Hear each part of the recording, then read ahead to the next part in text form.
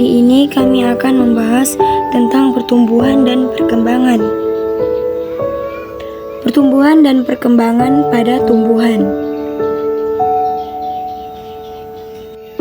Pertumbuhan adalah proses pertambahan ukuran dan jumlah sel yang bersifat irreversibel atau tidak dapat kembali ke asal.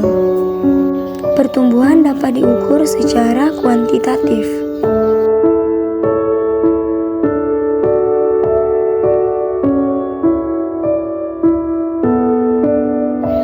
Pada organisme uniseluler, pertumbuhan ditandai dengan pertambahan ukuran dan volume sel. Pada organisme multiseluler, pertumbuhan ditandai dengan pertambahan ukuran volume dan jumlah sel.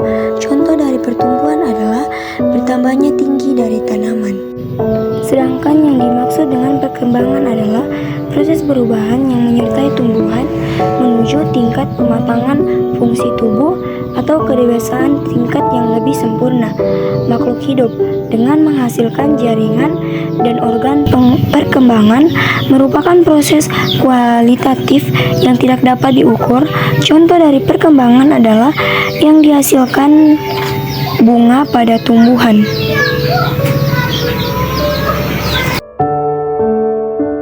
Pertumbuhan pada tumbuhan ada dua macam, yaitu pertumbuhan primer dan pertumbuhan sekunder. Pertumbuhan primer, coba kalian perhatikan gambarnya sebagai berikut. Pertumbuhan primer ditandai dengan bertambah tingginya batang tanaman dan bertambah panjangnya akar dari tanaman. Pertumbuhan primer ini dipengaruhi oleh adanya meristem apikal, yaitu jaringan yang aktif membelah yang terdapat pada ujung batang atau tunas dan ujung akar.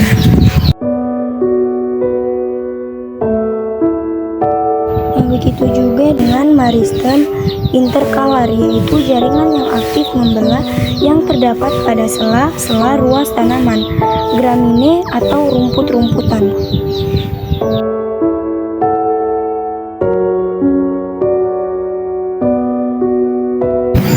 Pertumbuhan sekunder yaitu bertambah besarnya batang dari tanaman, bertambah lebarnya batang tanaman yang merupakan akibat dari pembelahan sel yang terdapat pada meristem lateral atau jaringan kambium yang terdapat pada tanaman tumbuhan dikotil. Dengan adanya pembelahan sel pada jaringan meristem kambium ini, maka batang tanaman menjadi lebar.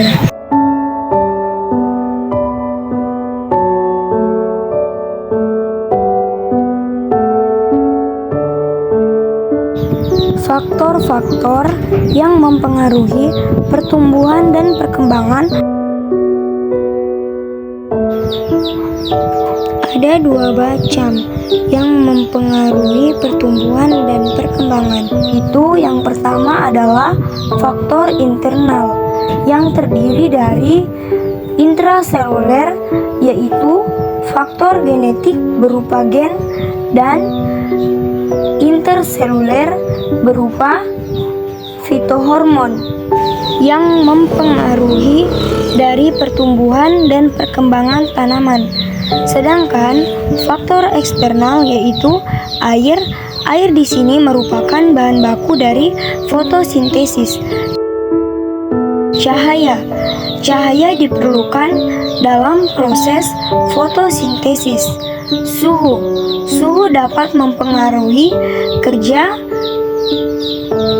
enzim. Kelembapan berkaitan dengan transpirasi dan nutrisi. Nutrisi diperlukan dalam proses sintesis berbagai komponen sel. Hormon hormon-hormon yang mempengaruhi pertumbuhan pada tanaman.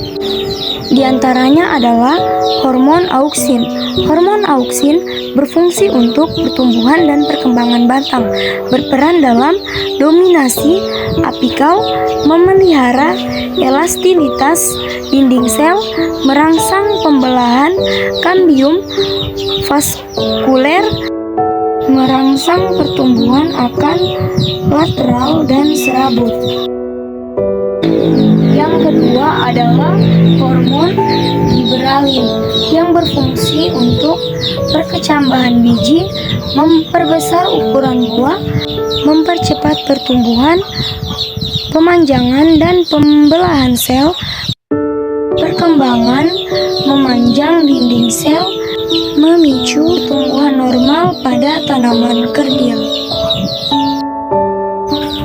Hormon sitokin berfungsi untuk merangsang pembelahan sel, merangsang pertumbuhan kuncup lateral, mematahkan dormansi biji, serta merangsang pertumbuhan embrio, menghambat pertumbuhan akar adventif, mengatur pembentukan bunga dan buah. Gas etilen berfungsi berperan dalam pematangan buah, mengakhiri masa dormansi, merangsang pertumbuhan akar dan batang, merangsang absisi atau keruntukan buah dan daun, merangsang pemekaran bunga, pertumbuhan batang menjadi kokoh dan tebal. Asam traumalin berfungsi sebagai merangsang sel-sel daerah luka menjadi bersifat meristematik sehingga mampu mengadakan proses penutupan bagian yang luka. Hormon kalin terdiri dari isokalin merangsang pembentukan akar, kaukalin yang berfungsi merangsang pembentukan batang, filokalin berfungsi merangsang pembentukan daun, antohokalin berfungsi merangsang pembentukan bunga. Hormon asam absisat berfungsi sebagai inisiasi dormansi biji, merangsang penutupan stomata, membentuk epitikula, menstimulasi pengambilan air melalui akar, menghadapi suhu rendah dan kadar garam atau salinitas yang tinggi, menghentikan pertumbuhan primer dan sekunder saat musim dingin. Struktur biji. Coba kalian perhatikan struktur biji berikut ini. Terdiri dari bagian luar ini adalah kulit biji. Ini adalah kotiledon. Gambar di sini merupakan biji berkeping dua atau dikotil ada dua. Kotiledon ini adalah radikula. Di sini hipotokotil atau epikotil. Di sini daun adalah plumula. Proses perkecambahan adalah sebagai berikut. Yang pertama, terjadinya imbibisi. Biji menyerap air. Embrio melepaskan hormon giberalin sebagai sinyal bagi alueron. Berikutnya adalah auloren merespon dengan menghasilkan dan mensekresi enzim hidrolitik yang menghidrolisis cadangan makanan seperti alfa amilas yang dapat memecahkan amilum, dan gula nutrisi lain diserap dari endosperm oleh skutelum atau kotiledon untuk proses pertumbuhan embrio sehingga kecambah akan tumbuh. Tipe perkecambahan terbagi menjadi dua, yaitu epigeal dan hipogeal. Tipe perkecambahan epigeal dan hipogeal adalah sebagai berikut. Coba kalian perhatikan gambarnya sebagai berikut. Perkecambahan epigeal, pada perkecambahan ini hipokotil terangkat mengikuti kotiledon. Perkecambahan epigeal terjadi pada kacang tanah, kacang hijau, cabai, tomat, dan pepaya.